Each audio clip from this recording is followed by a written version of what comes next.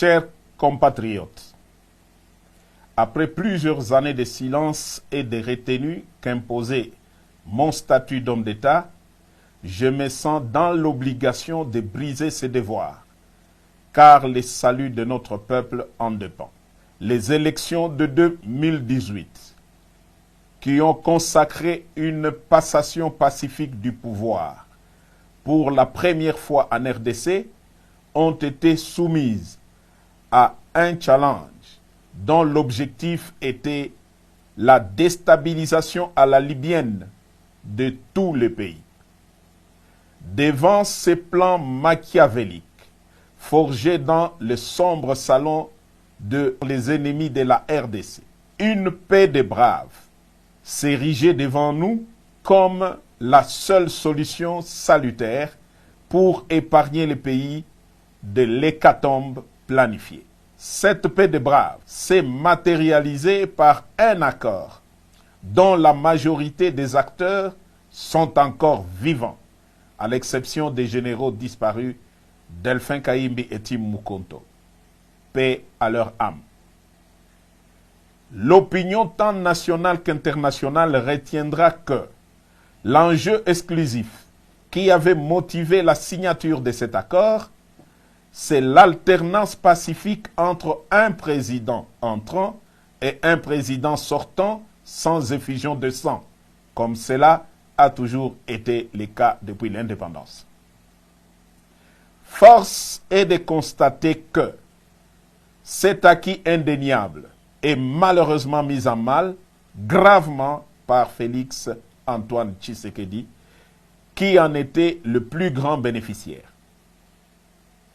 En effet, dès la prise du pouvoir, le nouveau président a commencé à déboulonner, selon ses propres termes, les systèmes qu'il a mis au pouvoir en dépit des prescrits de la Constitution. Son pouvoir a été caractérisé par des antivaleurs et des mots qui, aujourd'hui, mettent en péril l'unité du pays. Je cite: la corruption institutionnalisée, les tribalismes à outrance, la prédation des richesses du pays en détruisant le cycle de la croissance économique dont tous les agrégats macroéconomiques étaient favorablement ouverts au début de son mandat. L'instrumentalisation et la tribalisation de la justice, les assassinats politiques, ainsi que le crime d'État dans le Katanga et dans l'Est de la République. La paralysation et la caporalisation du Parlement, symbole de la démocratie. L'affaiblissement de l'armée et du système de défense par les tribalismes et les traitements à la tête du client.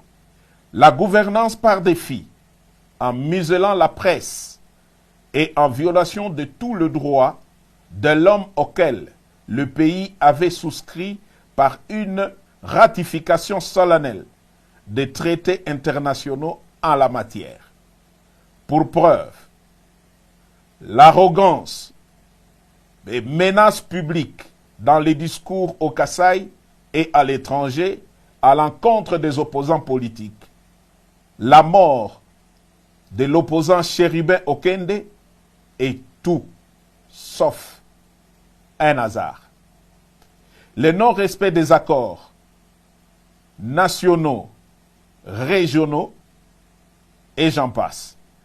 Au dernier sommet de l'ONU, Fachi a raté l'occasion de se taire à 3 mois de la fin de son mandat. Dès lors, les devoirs et le patriotisme m'interpellent et m'appellent. Devrions-nous nous taire et regarder périr un peuple dont tous les espoirs étaient permis lors de la première alternance pacifique du pouvoir? Tshisekedi a perdu toute légitimité en reniant l'accord qui lui a permis d'accéder au pouvoir. Il est aujourd'hui comme un inconscient qui joue avec le feu dans une poudrière. Nous taire ou nous résigner serait trahir ce peuple qui a droit à espérer mieux. L'armée et la police, ainsi que toutes les forces de défense du pays, ne sont plus liées au devoir d'obéir dès lors que le commandant suprême est devenu lui-même un danger par son immaturité, son incompétence notoire, son népotisme et son comportement tribaliste qui menace l'unité nationale. Les élections prochaines seront le feu qui va embraser la poudrière. Car, loin d'être transparentes et inclusives, elles ont été organisées pour une tricherie à grande échelle et malheureusement cousues de fil blanc. J'en veux pour preuve. 1. La répartition des sièges ne représente pas la vérité démographique de province et les faits en faveur de milieux sociaux favorables à Fachi. 2. La CENI est fortement tribalisée, ainsi que toutes les chaînes de commandement pour l'organisation des élections, à savoir A. La chaîne de commandement des opérations électorales. B. La chaîne de financement des opérations électorales. Et C. La chaîne de sécurisation des opérations électorales. Sur plus de 450 tribus en RDC, le contrôle de toutes ces chaînes de commandement est assuré par une seule tribu, celle des Fachi. 3. Le fichier électoral est biaisé. Certains kits électoraux sont et continuent à être dans le main de pro-Fachi, qui attendent de bourrer les urnes au moment venu. À cela s'ajoute l'enrôlement massif des mineurs dans les grands Kasaï pour bourrer les urnes en faveur de Fachi. La CENI devient donc un piège, un vaste complot contre la démocratie. Je répète, la CENI devient un piège et un vaste complot contre la démocratie. Il est donc impensable que des politiciens veuillent participer à de telles élections pour légitimer un pouvoir qui conduit le pays tout droit vers son implosion. Si, en connaissance de cause, ils y participent quand même, ça sera soit qu'ils sont complices de Fachi, soit parce qu'ils poursuivent des intérêts égoïstes, personnels et inavoués au détriment de l'intérêt général du peuple. Je ne reconnaîtrai donc point, par devoir sacré et sur le serment du soldat, les pouvoirs qui viendraient de ces piètres élections si jamais elles ont lieu dans les conditions si haut décriées.